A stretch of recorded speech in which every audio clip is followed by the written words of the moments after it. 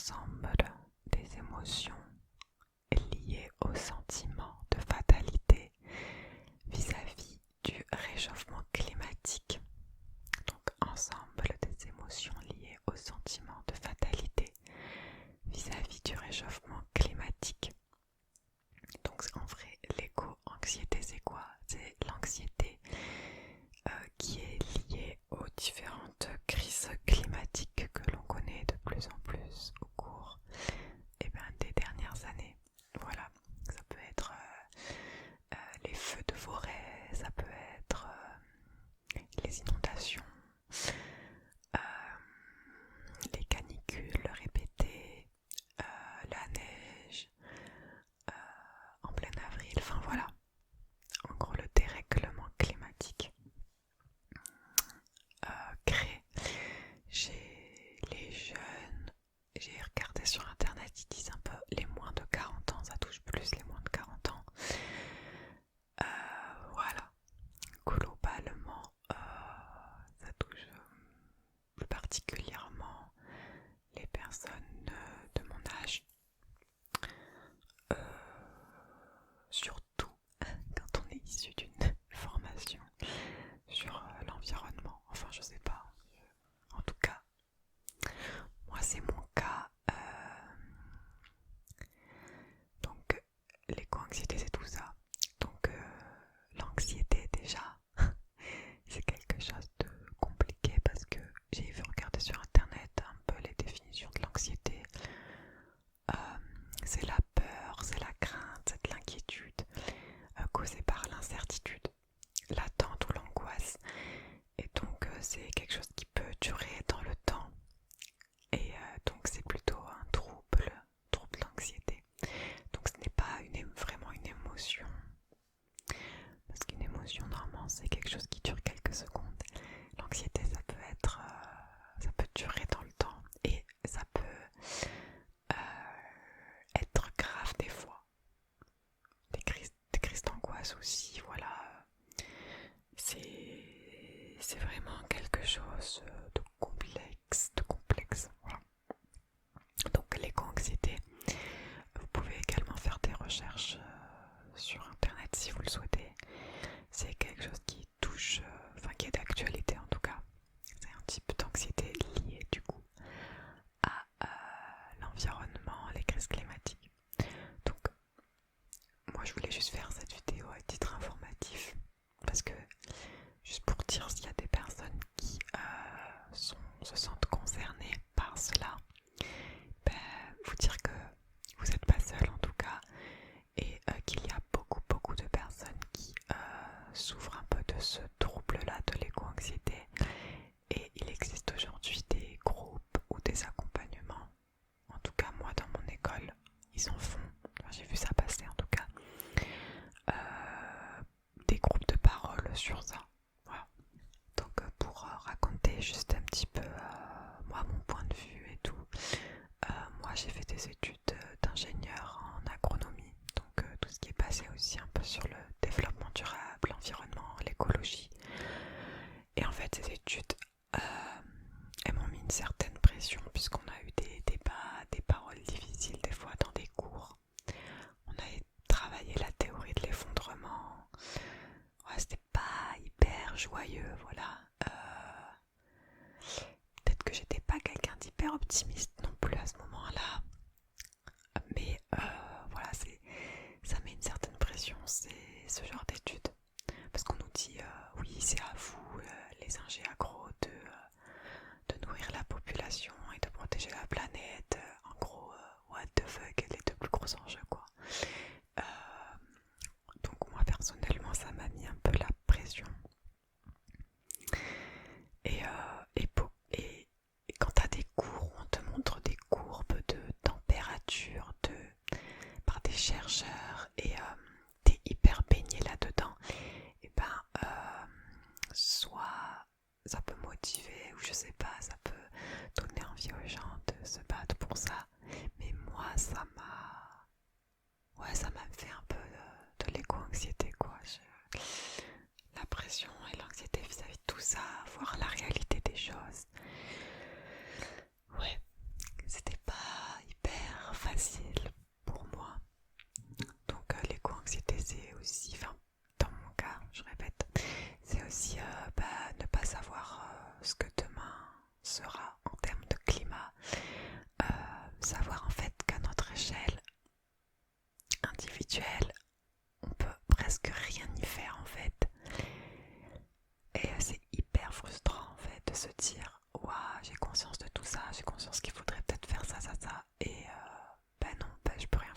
échelle.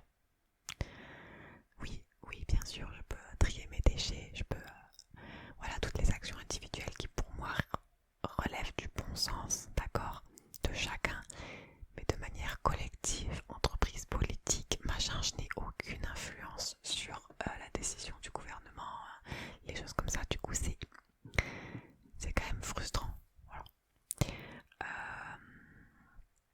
voilà, savoir que y a les crises climatiques, mais il va y avoir aussi les conséquences de ces crises, donc les mouvements de population.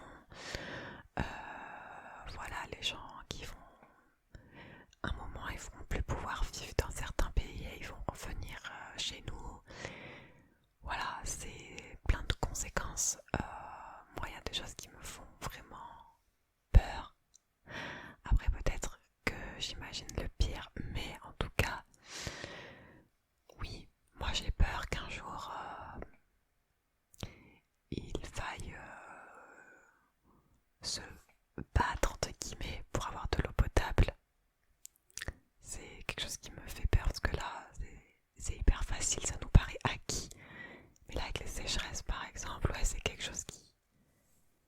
Voilà, quand on voit que les gens sont capables de se battre pour des pots de Nutella, je me dis, pour de l'eau quand même, c'est quand même plus essentiel. Enfin bref. Voilà, les conséquences sur moi, c'est que du coup, j'en ai peut-être parlé un peu dans la vidéo sur la génération Z, mais je me rappelle plus.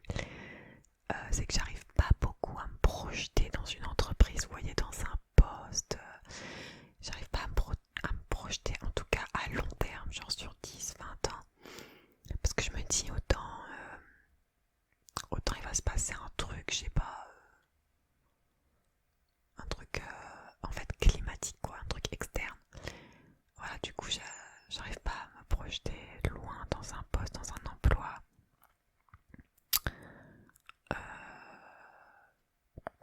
Parce que je me dis peut-être, je sais pas. En fait, moi, je sais les enjeux, enfin, on sait tous les températures. Je me dis, la vie, ça va pas être un long fleuve tranquille, là, pour notre génération, en tout cas. Du coup, j'essaie de me dire qu'il faut que je trouve un emploi qui me plaise sur le moment T. J'ai envie de faire ça. Mais ça veut pas dire que je vais faire ça pendant 10 ans. Voilà. C'est des conséquences de mon éco-anxiété un petit peu. Après, qu'est-ce que j'ai marqué? Parce que je me suis fait une petite liste quand même.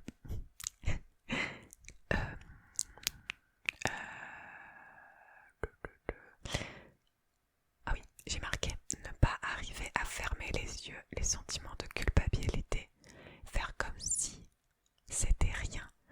Ouais, c'est compliqué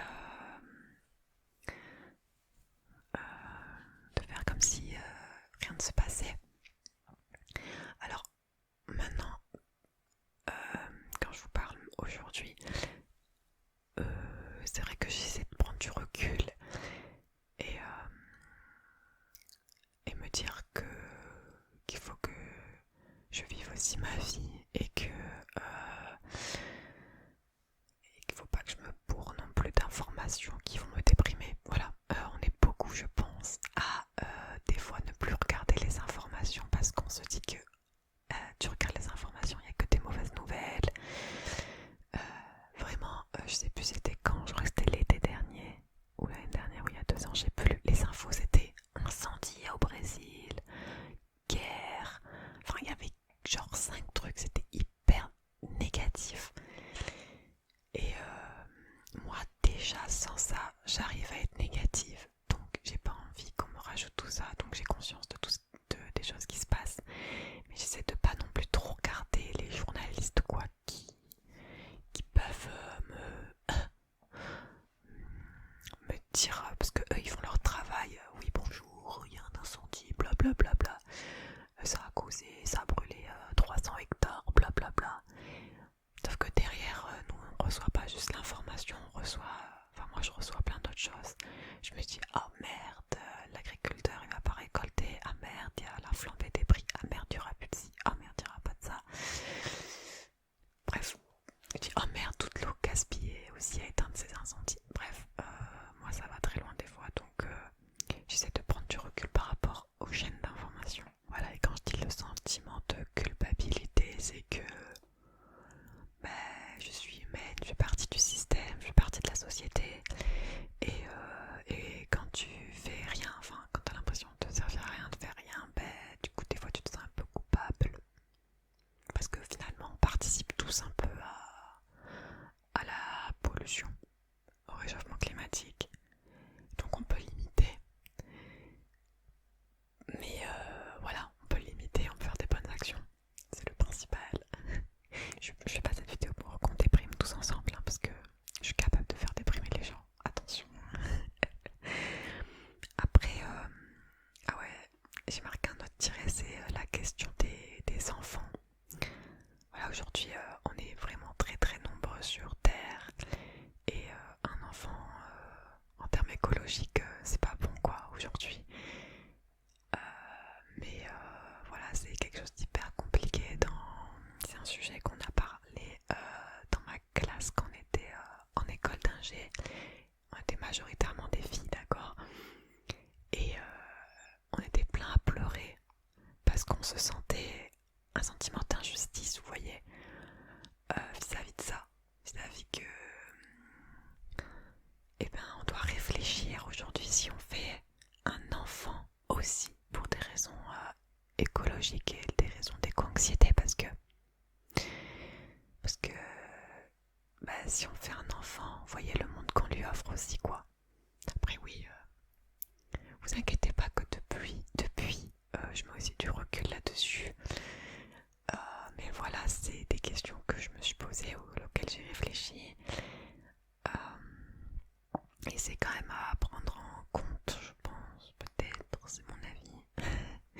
Mais en tout cas, ouais, c'est pas des questions faciles à se poser. Et du coup, ça va avec le point suivant que j'avais marqué, ce sentiment d'injustice par rapport aux anciennes générations. Voilà, c'est horrible ce que je vais dire, mais des fois je me dis ouais, c'est super injuste. Voilà, nos parents, nos grands-parents, ils ont fait leur vie vraiment sans se poser ce genre de questions.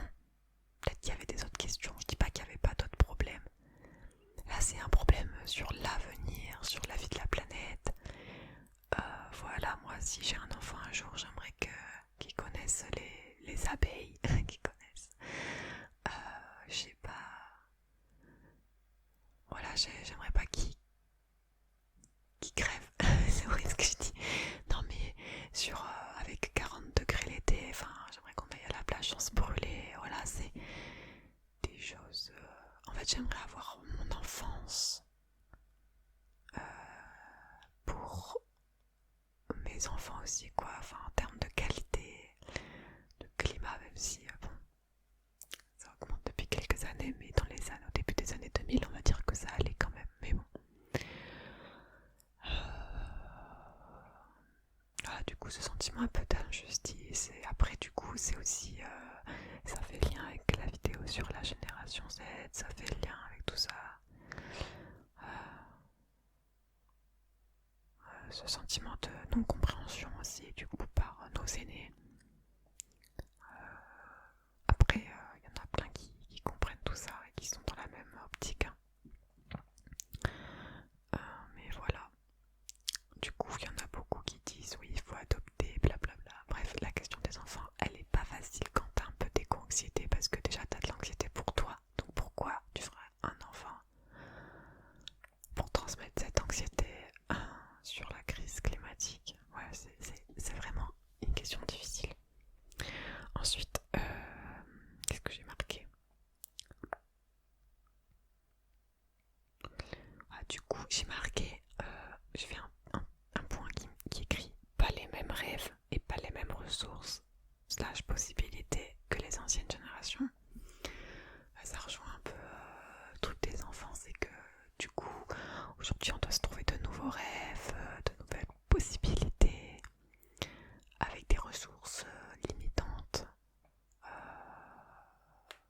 Voilà, c'est la crise, hein, on le sait. Aujourd'hui, c'est difficile de pouvoir faire le schéma de vie des anciennes générations. Ce qui veut dire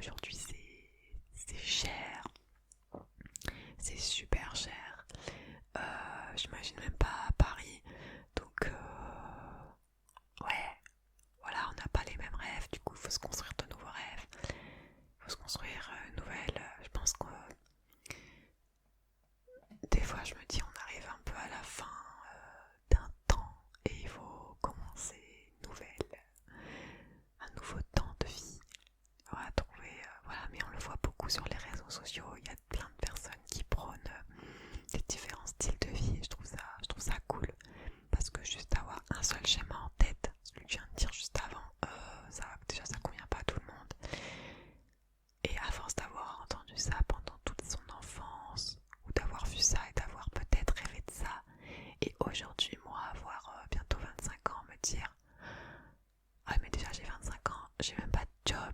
Enfin voilà, il y a différence entre expectation versus reality, vous voyez. Et ouais, c'est que c'est compliqué du coup d'imaginer de nouveaux plans de vie. Et c'est ce que je suis en train d'essayer de faire en ce moment. Ouais, parce que je suis en recherche d'emploi, etc. Bref, c'est pas une période des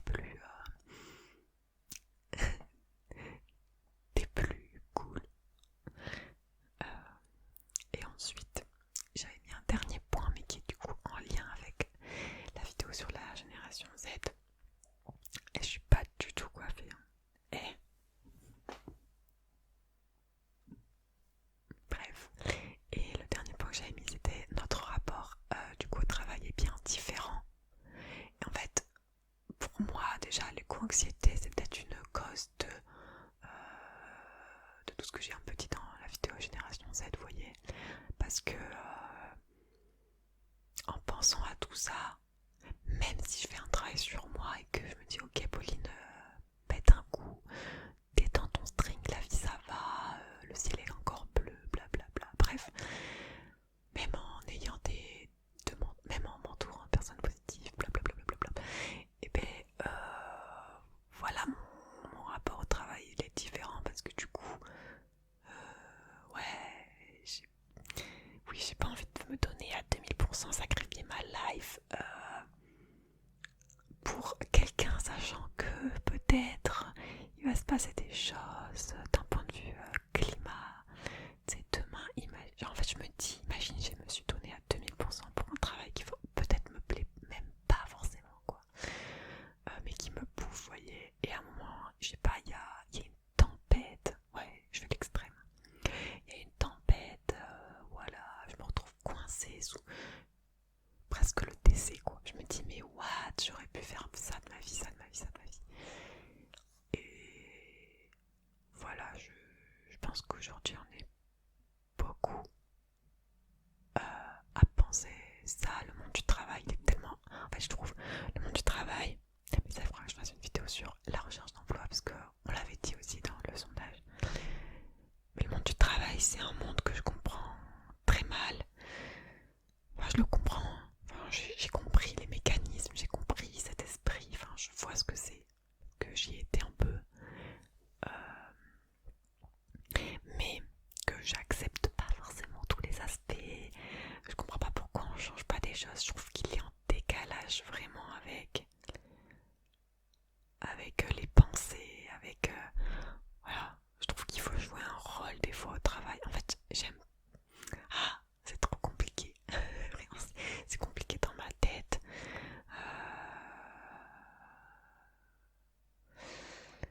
Ouais. Et c'est pas forcément que lié à l'éco-anxiété parce qu'il y a aussi ma personnalité aussi. Hein. Voilà.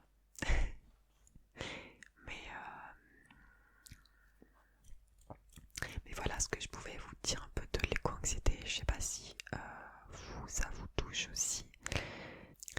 Voilà, n'hésitez pas à me dire dans les commentaires si vous aussi vous êtes touché ou pas par ce type d'anxiété, si des fois vous posez des questions sur l'avenir. En tout cas, moi je trouve ça hyper normal et je trouve ça limite logique qu'aujourd'hui on puisse se poser ce genre de questions et du coup que c'est un impact sur notre vie perso ou pro. Et je trouve ça bien parce que j'espère que du coup comme ça, si tout le monde commence à se poser des questions, bah, je le vois déjà avec le nombre de personnes par exemple qui se réorientent vers des métiers qui leur plaisent plus, qui ont du sens. Et je pense aussi que la crise du Covid a vraiment été un accélérateur dans ce genre de pensée là et de un peu mettre une claque aux gens en se disant voilà, du jour au lendemain il peut se passer ce genre de choses. Donc aujourd'hui c'est très important pour vous en fait de faire quelque chose qui vous plaît vraiment.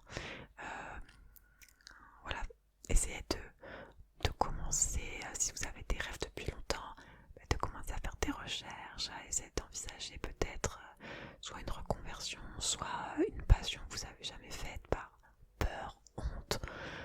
Vraiment, en fait, faites des choses pour ne pas regretter de ne pas les avoir faites. Voilà.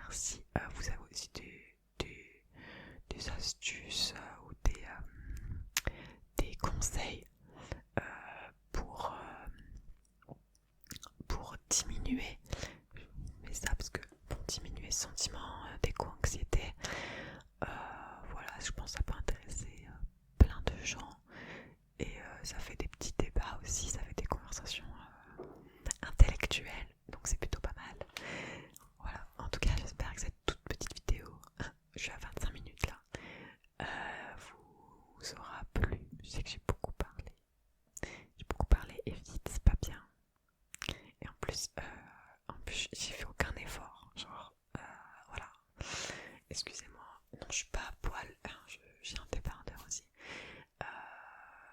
Mais voilà, moi